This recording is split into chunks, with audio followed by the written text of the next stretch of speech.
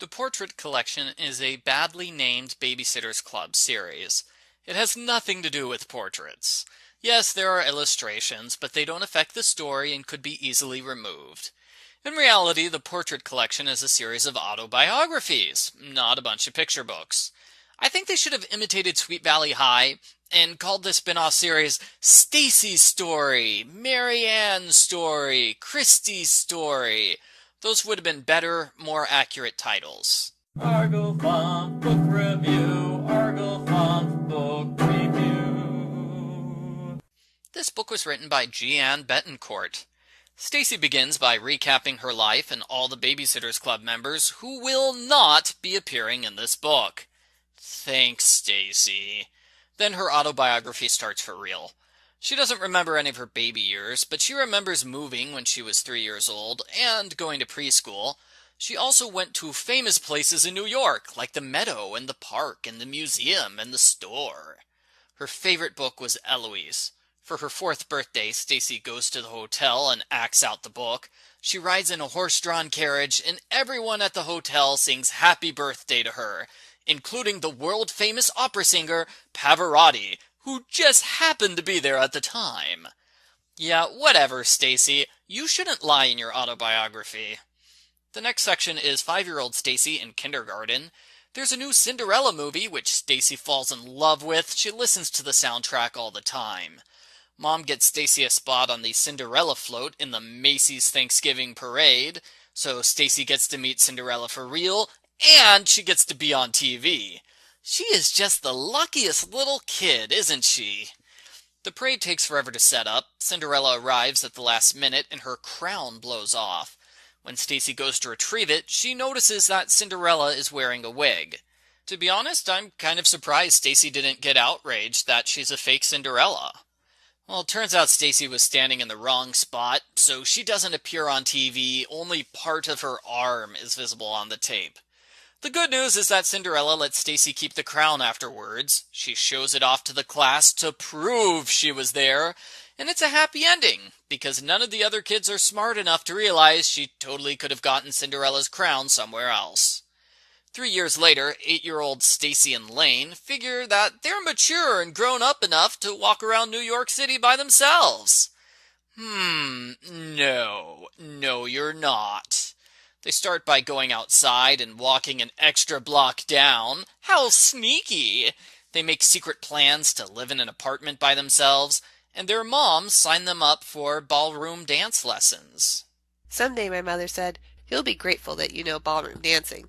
It's a skill you'll use through your life. Hold on a second. Let me count the number of times in my life that I've needed to do ballroom dancing. 1, 2... Never! Stacey hates ballroom dancing, even though she loves Cinderella, and ballroom dancing is a central part of the Cinderella story. I have no idea why Mom didn't mention Cinderella here. It's an easy parenting move. Stacey would have agreed to take the dance lessons in an instant. Stacey and Laine decide dancing is dorky, so during the first class they hide in the cloakroom the entire time. The next few classes they sneak out and visit famous New York places, like the one street and the other street. New York is so magical, seriously. The girls have food every time they go out, and I'm wondering where they're getting all this money from. 3 meals in New York for several weeks should set an 8-year-old back a lot. The girls decide to visit the famous toy store, which is 2 miles away, but the bus ends up taking an hour to get there. Wow, that is downright terrible public transportation. They would get there faster by walking. The girls are extremely late returning to ballet school. Their parents are furious, and Stacey says she never lied to them about skipping class. She told them she had a fun time, and that was true. I've noticed this is the exact same terrible excuse for lying Stacey used in Stacey's Lie. Why didn't her parents ever teach her that keeping secrets is lying? Why didn't they teach her that deliberately misleading other people is lying? Is this book supposed to be the history of Mom and Dad's terrible parenting mistakes? Because it kind of is, and it doesn't really match up with the way her parents act in the main Babysitters Club series.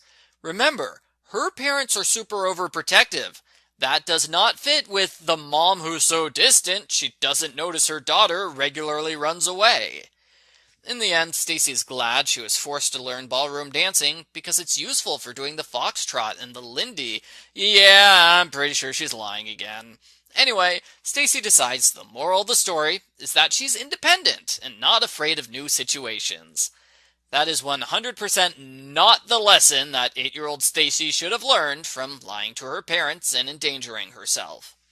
When Stacey is 10, her family goes on vacation to an isolated island in Maine. Stacey hates the idea. Why would you ever want to go somewhere that's not New York? There's nothing to do there. Ugh, there's no phone. This place is the worst. It's so boring. Stacey complains about the vacation the entire time. It is super annoying to read. What happened to learning you enjoy new situations, Stacey? Continuity. They get dropped off on the island where Stacey meets 10-year-old Mara O'Connell. Mara lives there year-round, and Stacey picks a fight with her because the island is so boring. Mara thinks Stacey's a wimp because she won't eat lobster or sleep outdoors, and she doesn't know how to drive a truck. Mara, most 10-year-olds don't know how to drive, just FYI. They act out the fable of the city mouse and the country mouse for a while, until Dad breaks his ankle.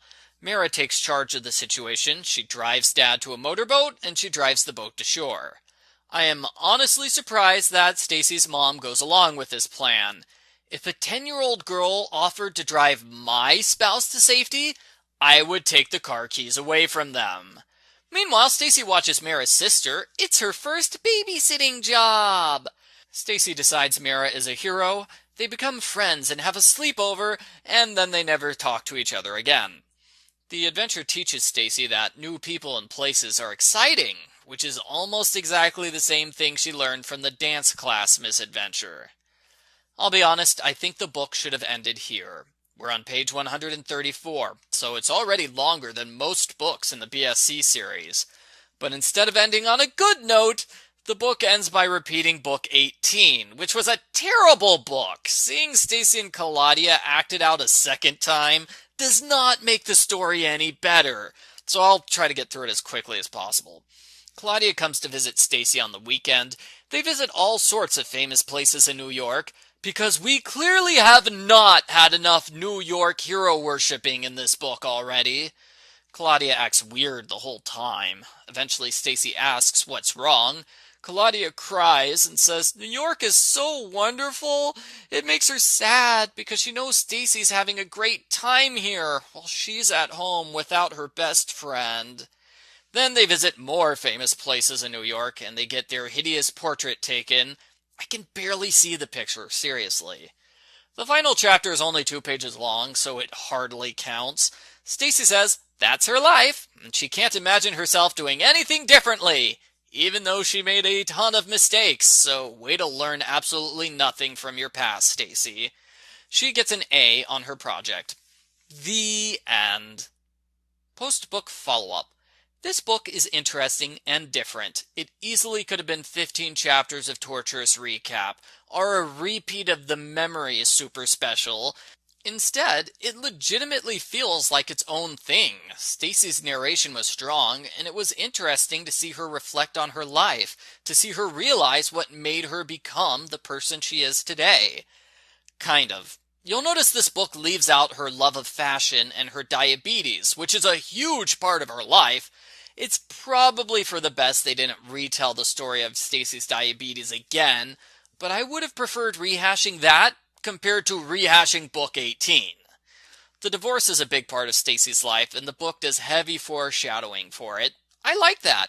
It felt natural for an older Stacey to pick up on all the divorce warning signs that she missed out on at the time. While that worked, I didn't like the foreshadowing of Laine becoming a huge jerk. If Laine was a huge jerk the whole time, that completely undercuts the premise of Laine totally changed her personalities, and it contradicts the books where Laine was nice. So I like the one retcon, but not the other. This book is extra long. Obviously, including 13 full-page pictures stretches things out a bit. We also have blank pages that set off the start of every new section. I would have deleted all those blank pages myself. The final section is called When I Was 12, which is a lie because Stacey was 13 at that point in the series. Continuity! I thought the Eloise story was fine, if a bit unrealistic. I liked the Cinderella story. The dancing section was interesting, even if I disliked the ending a bit. The island segment was a pain because Stacey complained the entire time.